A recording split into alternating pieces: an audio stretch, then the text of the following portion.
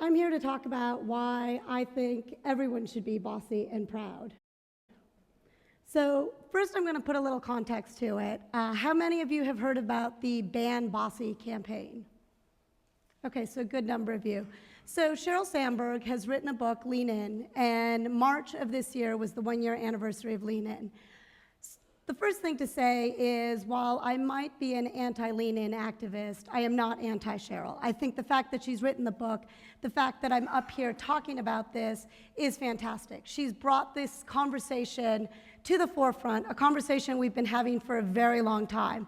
And the fact that she's doing this, even if I don't agree with everything that she says, is obviously a really good thing. But I'm going to talk about why we shouldn't be banning words and why I think that maybe her Ban Bossy campaign is a little bit misguided. So the first thing is to talk a little bit about the history of feminism. And I don't want to go into the academic history of feminism. This is how the history of feminism has informed my opinion on Lean In and Ban Bossy and where women are today and what I think women need to do to really expand our roles in leadership and claim our equal share of leadership in this country and in this world. So first, the first wave of feminism. And really, for me, what I think about and what I look to is the right to vote, the suffragettes. This was a movement that really said, it's time to let women vote. This is what we need to do, among other things.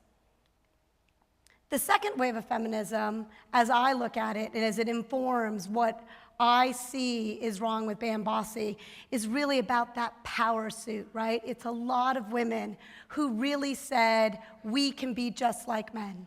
Treat us like men. We can go to work, we can produce just like men. We can dress just like men. Whether or not you agreed or disagreed, this idea of being just like men is part of what I object to Lean In. It's this idea of just adjust the way you are for somebody else because they'll like you better, because you'll get that promotion, because you can negotiate better. Just don't be you, be somebody else, that power suit. The third wave of feminism is really about inclusivity, and it's about a lot of things, but really as I look at where does that fit in the context of Sheryl and Lean In and Ban Bossy? It's about women of different sizes, different colors, different backgrounds, and how do they fit into feminism? So let's get to Sheryl and Ban Bossy. Sheryl wrote Lean In and really wanted women and girls to lean into the corporate structure. When she first published her book, I rushed to get it, got it on my Kindle, read the book, and then started feeling like a traitor. Like I didn't really agree with her, but I'm supposed to agree with her, right? I'm a woman in a leadership role. I'm a CEO, she's a COO. She's at a tech company, I'm at a tech company. But as I read the book, I kept shaking my head and thinking, this is not me. I don't agree with what she's saying. Go into a meeting and smile a lot and be really nice. And don't negotiate the way you want to negotiate. Negotiate the way men want you to negotiate, because that's what's going to get you ahead. And then comes Ban Bossy. And again, Sheryl has us talking about it. So it's not about Sheryl is a bad person or Sheryl shouldn't say this. It's about me standing up here today and talking to you about it, and then you all going home and talking to your daughters, your sisters, your mothers, your aunts, and really thinking about how you feel about Ban Bossy. Sheryl says Bossy holds girls back. She has her banbossy.com website. She has all kinds of information. She's done a fabulous PSA. And what she says is, when you call a girl bossy, that holds them back. She says girls are twice as likely as boys to worry about seeming bossy, and hence they don't want to be leaders. And she's got these stats, and they come from the Girl Scout Research Institute. They did a 2008 study, and she's pulled out these statistics, and she says, if we call a girl bossy, she's not going to want to be a leader. So the reality is we can have numbers say whatever we want them to say, right? If you don't know that, you should know that. Research reports, statistics, graphs, they can be correct. They can be factual, but they can also tell a story. They can tell whatever story we want. You can always find numbers and graphs and charts to support what you want to say. And that's why we ask questions, and that's why we say, do girls really not want to be leaders because they might be called bossy? Well, in this report, 2.5% of girls actually worried about this, while 1% of boys worried about it. So yeah, girls were twice as likely in this very teeny tiny small percentage. But what Cheryl isn't telling us is in the same study, 61% of girls and 61% of boys thought of themselves as leaders.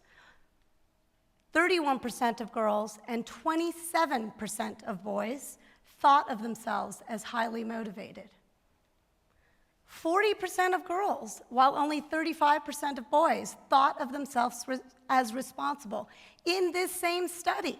But yet what we hear in Ban Bossy is that twice as many girls as boys are afraid to be leaders because you might call them bossy. We don't hear about how girls think they're more responsible, more highly motivated, or that boys and girls equally thought of themselves as leaders. We also don't hear that a whopping 50% of girls thought of themselves as creative, while only 39% of the boys thought of themselves as creative. So why aren't we hearing this? Why are we being told that we can't use a word because girls are afraid of that word? We're being told that girls shouldn't be bossy, right? And these images of what does it mean to be a bossy girl, this negative connotation of bossy, don't use the word, ban the word. And in a time when I feel like we should know and be different than that. We've banned words before, we've banned books, and I don't think that's gotten us anywhere. So what is bossy? Bossy is taking charge. Bossy is speaking your mind. Bossy is controlling. Bossy is planning. Bossy is implementation. Bossy is also commanding, directing, motivating, declaring, leading. These are all things that bossy embodies. These are all things that I think every little girl should embody. These are things that I embody. I am bossy, and I love it. And this is why I think I'm here today, and I'm talking up here as opposed to somebody else. It's because I am bossy. As I really looked around and wanted to see what other people thought about the Ban Bossy campaign. Maybe I was crazy. I've been told by my kids that I am. But it turns out other people felt the same way. Elizabeth Commtouch, who runs social media at the Boston Globe, says, "Own it. I found my voice, so please don't tell me what words I should or shouldn't use." Maria Guido, who's a blogger and a single parent, says, "In my single-parent household, being bossy meant the bills got paid. The kids listened to you, and you did the work of two humans." Joan Vanocchi from Boston Globe, as well, a columnist, says, "I think of my daughter at 2 or 3 spouting, 'You're not the boss of me.' She's 20 now, and I can easily envision her taking on the world in all her bossy glory." Why don't we say that? Bossy glory. Why are we banning bossy? I read this quote and I felt like bossy and glory should always be together. Those two words should come together. My message is be bossy, and that means first, being the boss of you. Michelle Malkin, who's also a blogger and a syndicated columnist in all kinds of publications you all read. She says, "Why is someone telling me what to say, not to say? I'm the boss of me. Don't tell me what to do. Don't tell me what words I should use." Sabrina is bossy. I've heard it all my life. Cheryl is bossy. She talks about it in her book. Her siblings, she say, more often would like to introduce themselves as her first employees.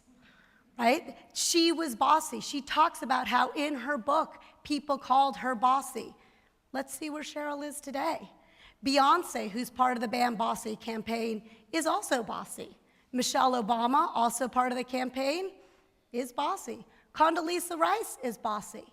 Look at some of those names up there on that screen and think about daughters, sisters, mothers, all the females in your life, and you tell me whether or not you want them to be called bossy.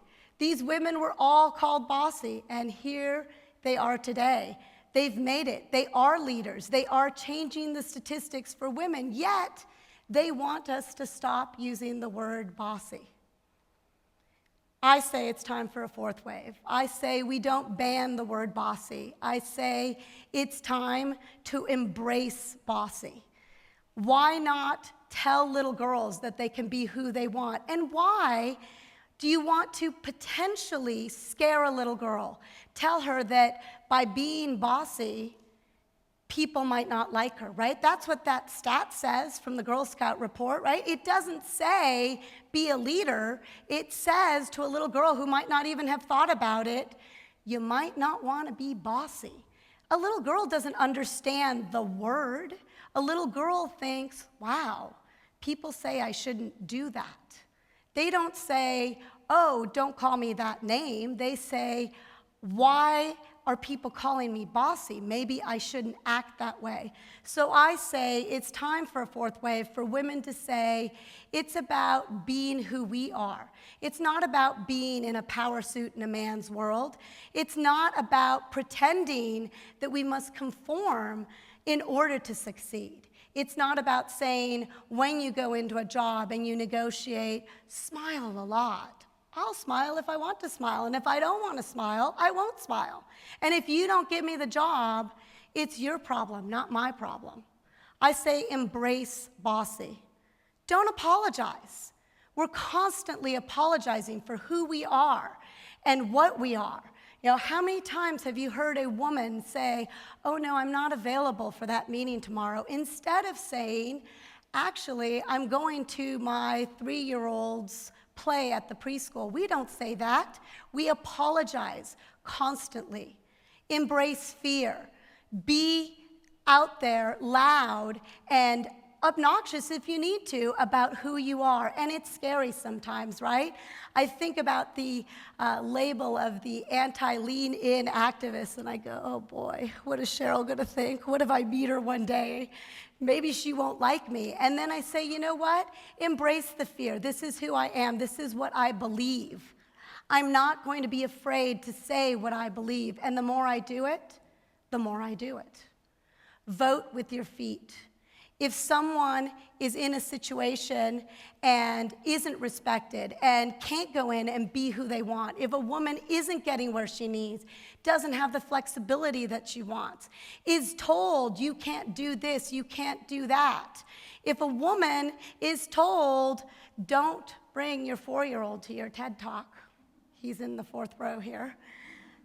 You vote with your feet and you walk out and you talk to all the men and women in your life who do support you and who will help you get where you need to go. And the ones who won't, it's not your problem, it's their problem.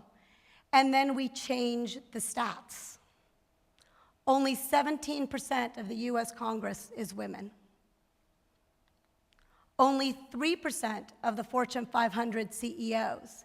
And this number has not gone up in the last 20 years. It's gone down.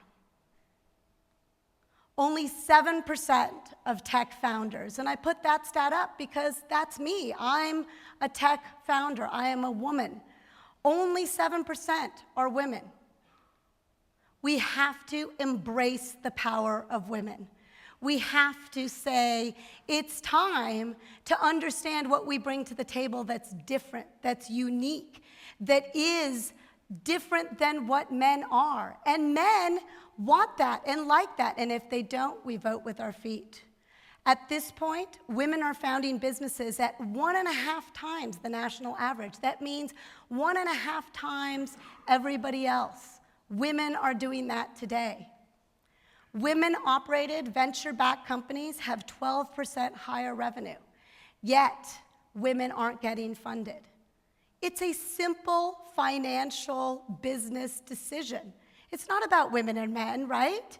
If I'm a venture capitalist and I have money to invest, why am I not investing in every woman I can find who's smart with a great idea? I don't want 12% higher revenue. Companies with more women in upper management did 30% better in IPOs. How are we not putting women in management positions before we go to IPOs and keeping them there? How do we not want 30% better returns when we go to an IPO?